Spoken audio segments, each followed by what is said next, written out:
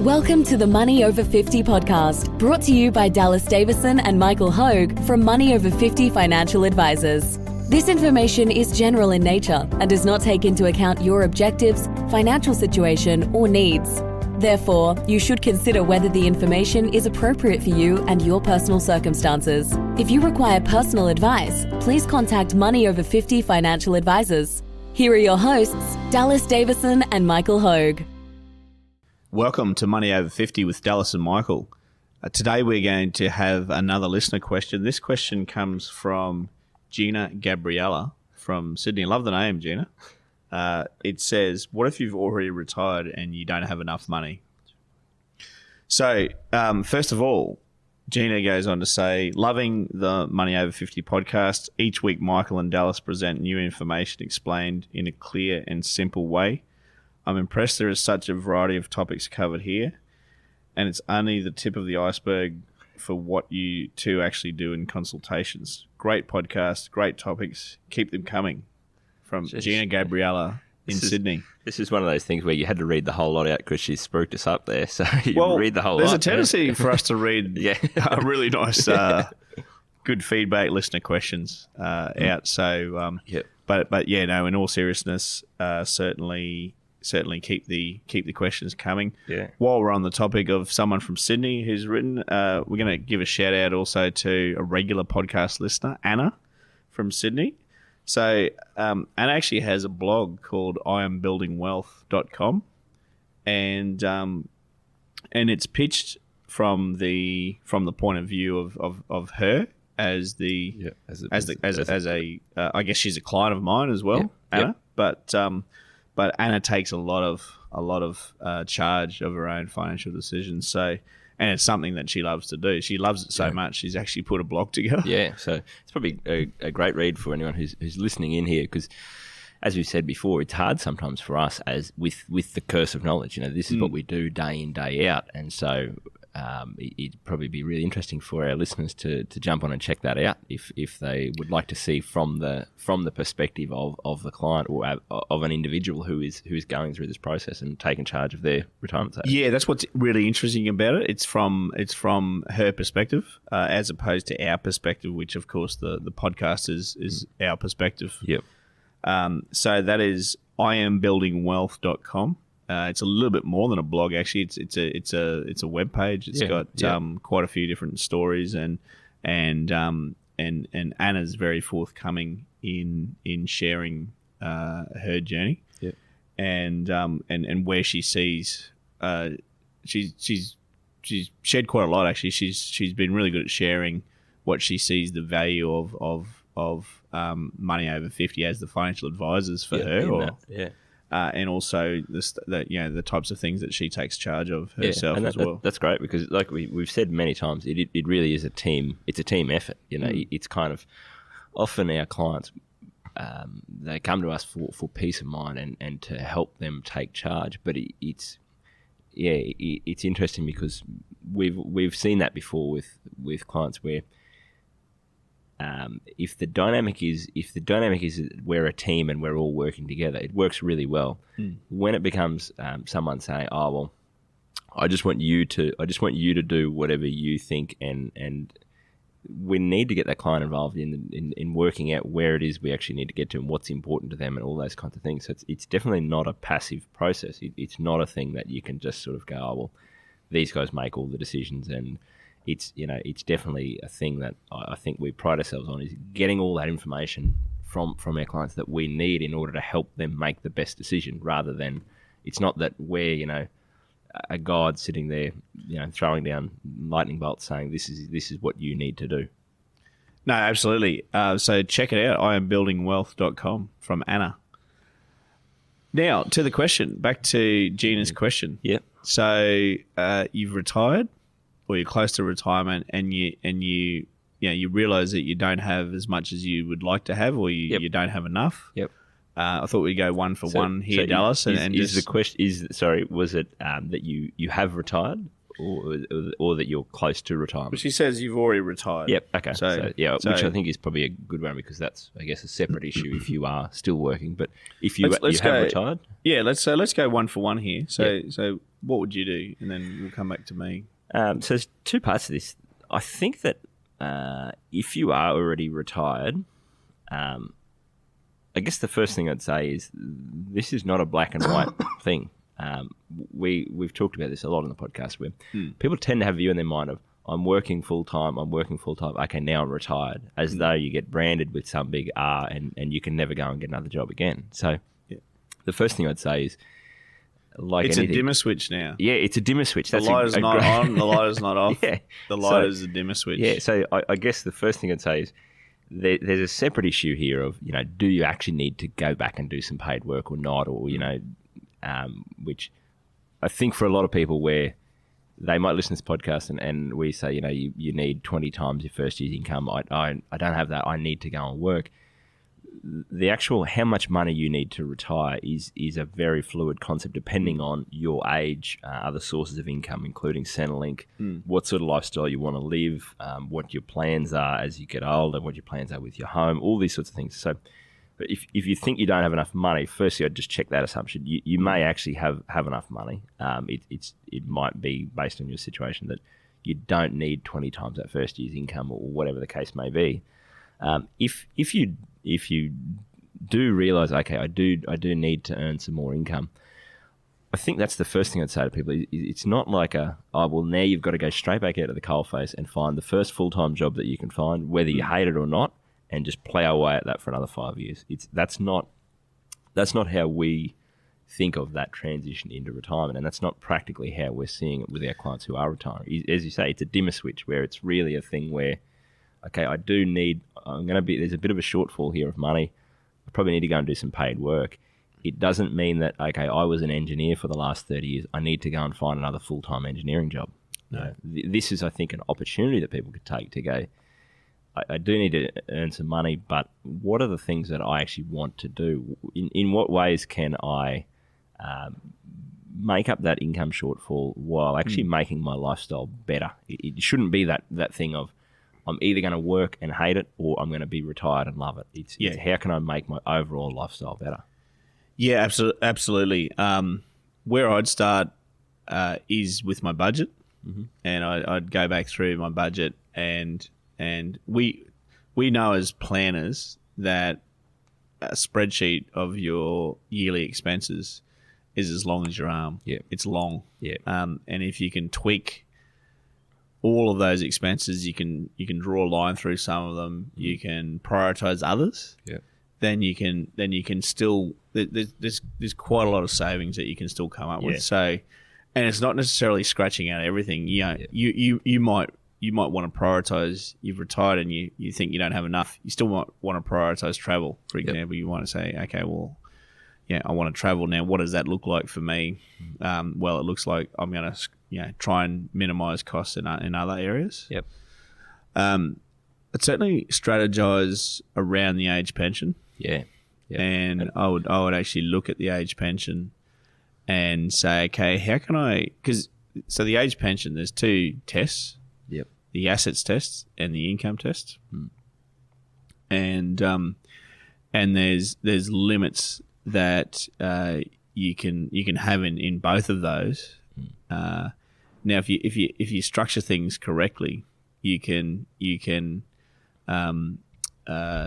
do a reasonable amount of part-time work where it doesn't affect your age pension. Yeah. So it actually enhances your age pension. That's a great point. You sort of need to understand where on, assuming that you are eligible for Centrelink age pension, understand where you are in those things, because you might, as you say, if you're only getting a part pension because of the assets test, you could go and do some part-time work and potentially not have that impact your age pension. Yeah, absolutely. So if you're getting a part pension because of the assets test, and generally speaking, not always, but generally speaking, the assets test tends to be the one that kicks in. So I'll back up a little bit for listeners. Yeah. When you're assessed under age pension rules, Centrelink apply both the assets test and the income test, and whichever one determines results in the lowest pension is the one that you use. So generally speaking, not all the time, generally speaking, it's an assets test that lowers people. Yeah. If you're getting a part age pension, what Dallas was referring to there is you can earn quite a bit of income to take you up to just before to the threshold of where the assets test has you. So it's actually about finding a calculator and actually going through that and working out, okay, well, what's the assets test? Which is the test what's the test that they're applying? Or they're going to apply for me, and how do I, how much can I earn an income, for example, from part-time work to take me up to not be at the detriment of what I'm receiving, and I think in age pension from the assets test. It's sort of a slightly different point to the one I was making before, but the old saying, to a man with a hammer, everything looks like a nail. So when we spend 40 years of our life, I go to work, I get money in the bank. That's the trade-off there. And then you get to retirement, you go, I don't have enough money coming in the bank. The first instinct is, well, I got to go and do some work to get the money in the door. And what you actually find is for some people, depending on where they're at and those sorts of things, it's not the case that, and I'm not saying that, obviously if you go and earn some money, you're going to have that money that you didn't have before. So you're going to be better off from that. But if you're in a situation where, well, you could go and earn $30,000 from paid work for the year, but that might reduce your age pension by $10,000 for the year. And so you then got to look at it as, well, I'm not actually earning 30, I'm really only earning the difference there. So that's, I think, the point you make there is that you've really got to follow that the whole way through and go, if I'm going to go and start if the way I'm going to try and meet that shortfall is with paid work, how does that impact my other sources of income? Even with things like extra tax, if I've got an income source and then I go and do some paid work, I might be paying more tax than if that was my only other source of income. So there's a few different things that you've got to fly through there, and I think it's not quite as simple generally as I go to work and earn $1 and that's a dollar more that I get. In some cases, you earn $1, you pay some in tax, you might actually miss out on a bit of Centrelink. And of the $1 that you earn, you might only be 50 or 60 cents better off. And that still may be the case where you make a decision to do that. But if you're really not wanting to go back to work, I think that's where your first point you made is probably the key there, where if you're $10,000 short in your income needs, there's really two ways to make, I guess there's three ways to make that up. There's go and earn more money from paid work. There's draw $10,000 more out of your retirement savings, or there's find a way to spend $10,000 less. And the spending less, it's very boring. People listening to this are probably going, no, don't tell me that. I don't want to spend less. But what we see is, particularly in retirement, if you can reduce your income, if you can reduce your expenses, what tends to happen is your Centrelink and your age pension and your other income sources, those things make up a higher portion of your expenses. So I guess to use a concrete example, if you're spending $60,000 per year and you're a single person getting the full age pension, which is about $25,000 a year, you have to come up with $35,000 a year out of your retirement savings. And if you don't have enough and you're starting to chew into that, you then get into tricky territory where, well, I can only really afford to pull $25,000 out of my retirement savings, and I'm getting $25,000 from Centrelink, so I need $10,000. And that's kind of what I was touching before, is if you're $10,000 short, but then you go and try and earn that through paid work, A, you might actually not want to work. That might be why you're retired, is because you don't want to be working. And B, if you go and earn the $10,000, it might actually reduce the amount that you're getting from Centrelink, and so you have to actually go and earn $15,000 or $20,000 to get the same benefit. Whereas if you just go, I'm spending $60,000, I have enough to fund $50,000 a year sustainably. I think that people underestimate how quickly you adjust to that. And so as you touched on there, if you look at your budget as all those different line items, we're not saying go from spending $60,000 to $30,000. It's probably that there's $10,000 worth of fat in your budget of things that you have just done all your life that you spent money on that you don't really get any enjoyment out of. And so it's a trade-off there of going, well, and you might look, and I think it's a great exercise to go through anyway, because if you go through your budget and you go, no, I definitely do need 60. Okay, well, at least you know then. You know that I need to plan around that for all of my retirement. Whereas if you can go through and go, well, actually, there's $10,000 worth of stuff here that I can just trim and it won't have any impact on my lifestyle, really. That's the easiest low-hanging fruit there, is just to go, well, now I don't have to worry about that. And I've already got to where I need to be without having to worry about earning that money, because I guess that's the other part of it is, if you need to go and earn $10,000 each year in retirement, that's fine in the years where you number one, you do want to do it, and you are physically well enough to do it. It's that might, either of those might be taken out of your hands in future.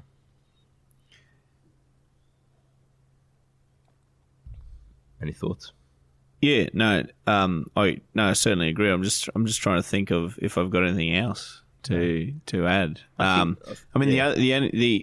There are other, depending on your situation, there are other things that you can do. One of which is, again, if you're assessed under the age pension, which let's assume that you are, if you've retired with not quite as much as you would like to be. Let's assume that you're getting at least a part pension. One of the things that I have seen value in is not wasting money, but effectively doing repairs on your house, bringing them forward. Yep. And it would only be things that you were going to do definitely, let's say, over the next 5 years. But if you had things that you needed to do over the next 5 years, if you do them earlier, it takes that money off the books. So because your house is not assessed for Centrelink purposes. So if you your spent $20,000 on your house to repair your roof, for example, you then don't have that $20,000 in your bank account. It's not an asset for Centrelink purposes. Now it doesn't work for everyone. No. You would have to be only getting a part age pension. For that. So what you're trying to do, because if you're getting the full age pension, you get no other value in that. What you're considering is, if I take $30,000 of my savings, which are assessed as an asset, and I move that into repairs of my house, which I'm going to do anyway, what is the effective increase that I would get from my age pension at that point in time? So it again comes down to a mathematical calculator. I've seen in the past where that percentage rate of return is quite a high percentage. I take $30,000 from my savings and spend that on my house. Now my age pension goes up by $3,000 or something like that in certain bands, which is effectively a 10% rate of return on that money that I've spent. So there's that option. I've got the opposite of that option, which is you could sell your house. So you can sell your house. Now we've just been talking about Centrelink, but and so this is where selling your house is.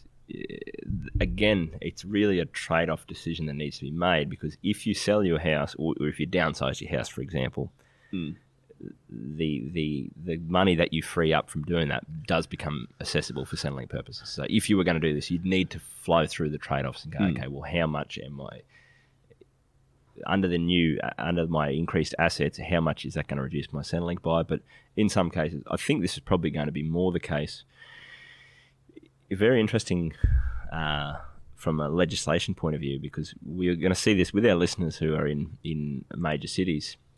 There's a lot of people that are getting close to retirement now who have got a huge amount of as a percentage of their net worth tied up in their home. And so, you can have people who have got next to no liquid assets, but they've got a $2 million house in Sydney or something like that. And so there's a trade-off there where people either don't want to sell their house, or if they sell their house, then they miss out on, as a couple, $30,000 a year from Centrelink. And so there's all sorts of different ways that you can potentially tap into the equity of your house as well. That in some cases you could either downsize your house, you could sell your house completely and rent. You could do and again, this is not saying everyone should run out there and do a reverse mortgage. There's all sorts of different ways that I have a really interesting one here. Yeah, what is it? So the assets test for a couple that are homeowners is $405,000 to get the full age pension. So ignoring the income test for a moment, if they were applying the assets test, you could have $400,000 of effectively financial assets. So that's superannuation, investments, cash, and things like that. And they don't count the value of your house. So look, in an extreme, if you were sitting on a $2 million house, Yeah. it's not counted as an asset. Yeah. Because that's you're living in it. It's your principal place of residence. You could have, let's say you have $400,000 of financial assets, and you're getting the age pension, and then you're tapping in, you're drawing down on those $400,000 of financial assets. Yeah. As that money starts to run out because you're drawing so much from it, you could conceivably sell your $2 million house, and then buy a replacement house for $1.6 million, and put another $400,000. Do the same thing again, and stay below the assets test. Yes. Then run that money out, and then you can do it again if you wanted to. You can go from 1.6 to 1.2. That's exactly right. So there's plenty of different things to do. I guess again, it's a hard question to answer because there's so many different scenarios. It's contingent on your situation. Yeah, I think though, I guess some different ideas, and just to recap the different ideas that we've come up with, and for anyone who's listening to this and is in this position, this will probably be a thing where some of these, if we've got 5 ideas, some of these won't be relevant to you. There might be only one of them, or there might be all of them relevant to you. But the first thing we talked about was potentially reduce your expenses. So you have a look at your budget and go, do I need to spend as much as I have been spending? Are there areas where I could reduce my expenses and still enjoy my life and be quite happy? The second option would be to go and get a part-time work, and that's the point I made there. Is it's not to say you got to turn that light switch fully back on and go and get a job in the full time in the capacity that you were employed previously. That this is a great opportunity to go and do something that you've always been interested in, that you always wanted to work on but didn't get a chance to do. You could treat that as basically treat it as a hobby, treat it as a thing to do to fill your week that you really enjoy, and try and find something that you're going to be that you're going to get a lot of meaning or enjoyment out of doing. So go and get that part-time job. However, with that comes the third thing, which is having a think about your other sources of income, of which Centrelink age pension is really the main one there. And so if you are going to go and get that job, or whether or not, is there a way that you could get extra income, or make sure that you are getting the maximum amount eligible from age pension and from Centrelink that you're entitled to? We haven't touched on. There's different things that you can do there around contributing money from one spouse's superannuation into a younger spouse's superannuation and actually get more in age pension. So I guess, but globally, that third category is you can either reduce your expenses, you can either do some paid work, or you can try and get more income from Centrelink in some capacity. Yeah, I think you definitely need to strategize around Centrelink. Yeah, in that. That's I think probably the point that we didn't really. I think it's again seen as a static thing. You go, you lodge your Centrelink application. They tell you how much money you get every fortnight, and that's it. And a big part of our work with our clients in retirement is in the same way that while you're working, we want to minimise tax. In retirement, we want to maximise your government benefits. So we want to minimise the government costs, and then in retirement, we want to maximise the government benefits. And it's not, we're not doing anything dodgy or illegal here. It's just saying that you have paid tax for 40 years. The point is, if you are going to be eligible, there's a way that you can be eligible for age pension. You need to take advantage of that, or you should be taking advantage of that. Yeah. Really good question. Thank you, Gina. And certainly if we would welcome listeners to submit any questions that they have at podcast@mo50.com.au. Thanks for listening. Thank you for listening to the Money Over 50 podcast with Money Over 50 Financial Advisors. We look forward to catching up again soon.